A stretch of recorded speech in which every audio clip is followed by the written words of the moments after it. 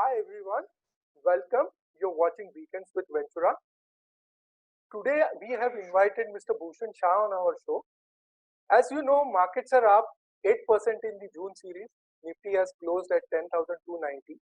Many of you must be puzzled what's driving this market up and how one should position one's portfolio in this market. So let's not waste more time. Let's connect straight away to Mr. Bhushan Shah. Hi sir, good to have you on our show. Thank you, Vidar. How are you doing? Hope you're doing well. Yes, I'm fine, sir. So, Very. we would be keen to know from you what's going on in the market. How do you see this market?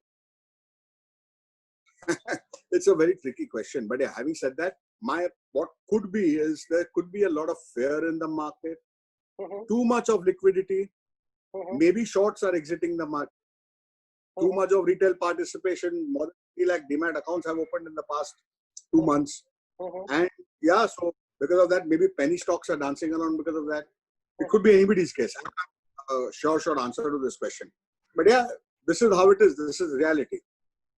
Correct. So, in short, you are saying shorts getting unwound and perhaps too much of liquidity is driving the market up. So, Probably. Yeah. Suppose, sir, somebody wants to construct a good, solid equity portfolio under these market conditions. What would be your advice? Building a portfolio is a very interesting subject. So there are two things. Either you have an existing portfolio or starting with scratch. First thing, in either case, you need to take a hard look at the stocks that you've invested in or you're planning to invest in, right? You need to revisit the rule book. Stick to your basics. So first thing is you ask yourself the question, is this the right business? Is the company in the right? Like if I had a choice, would I do this business? Think like a businessman. Correct. When you think that, you think, okay, is this a business which probably will get disrupted or is becoming a victim of disruption, or is it actually spearheading the disruptions? Correct. And we are living in a very in a world of fast changes, very rapid changes. So industries, sectors, companies, typically which we believe would keep on growing would be probably the consumption story, the MNC, FMCG story, your levers, your Nestle of the world. Or there could be ones who in their current business model would be like the hospitality sector, the aviation sector, luxury sectors like your Corps or your PVR, your Inoxes. They are the ones who probably will have to rethink their business models. So first thing you do is you look at the business of the company. Secondly, you do is you check the promoters. Correct. First fundamental of promoters is, are they trustworthy? You need to have that trust within you. Correct. Secondly, what is their track record? What is their stake in the company, the skin in the game? What is the vision that they have for the company? Correct. So these are things you look at the promoter. And finally, you take a look down into the performance of the company. Do you read the last quarters? Have they actually been making money? What is exactly happening? Even if they're not making money, is the company in sync with what the company philosophy is? Is the management doing the right things? Are they on track? Is what you need to look at. If any of these factors is a little tricky, you need to exit that stock or not enter that stock at all. You need to replace that such holding stock with something which is more substance, which has better growth prospects. Correct. In my opinion, like when you're constructing a portfolio, the ideal portfolio, like you need to break it up. You need to create something called a core portfolio. That is at least 60 to 65% of your portfolio should be a core portfolio. Core portfolio means something which you're holding for a period of at least 5 to 10 years.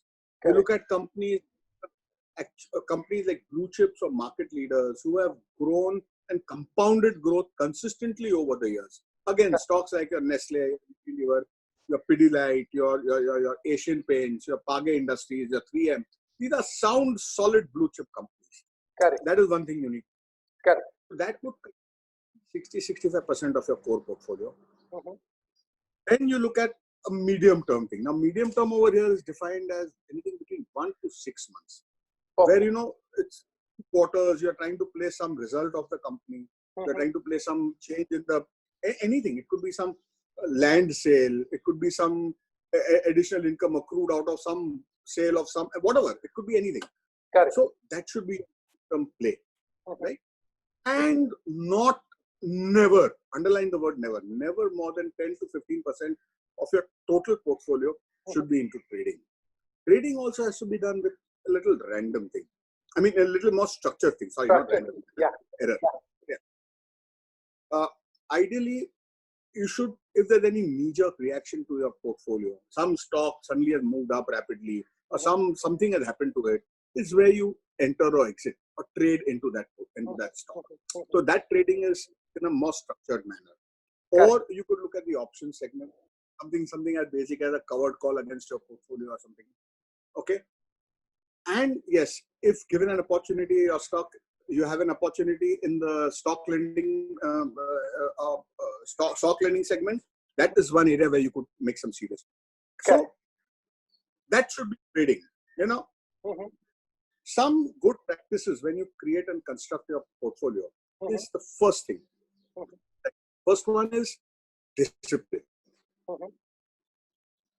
Second, never have more than 8 or 10 stocks. So limit the number of stocks in your portfolio. Because if you have a large amount of stocks, you won't know anything. You won't be able to manage it. You won't be able to control it. So if you have a structured 8, 10 stocks in your portfolio, you are capable of knowing everything. Sir, thanks a lot for joining in today. It's always good to have you on our show. And that's it, viewers. That's it for today. Please don't forget what he said and what he told you about your portfolio. I would add 2 more points to that. Please don't forget your risk appetite and long-term and short-term goals. Because if your stock selection is not in line with your asset allocation, risk appetite, and your investment objectives, then it's perhaps not serving the purpose. That's it for today. See you next week. Bye. Investment in securities market is subject to market risk. Please read the offer documents carefully before investing. We Ventura Securities Limited, its analysts and associates, with regard to the video, hereby solemnly declare and disclose that we do not have any financial interest of any nature in the company.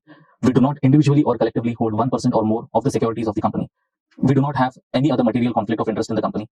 We do not act as a market maker in the securities of the company. We do not have any directorship or other material relationships with the company. We do not have any personal interest in the securities of the company. We do not have any past significant relationships with the company, such as investment banking or other advisory assignments or intermediary relationships. We are not responsible for the risk associated with the investment, disinvestment decision made on the basis of this video.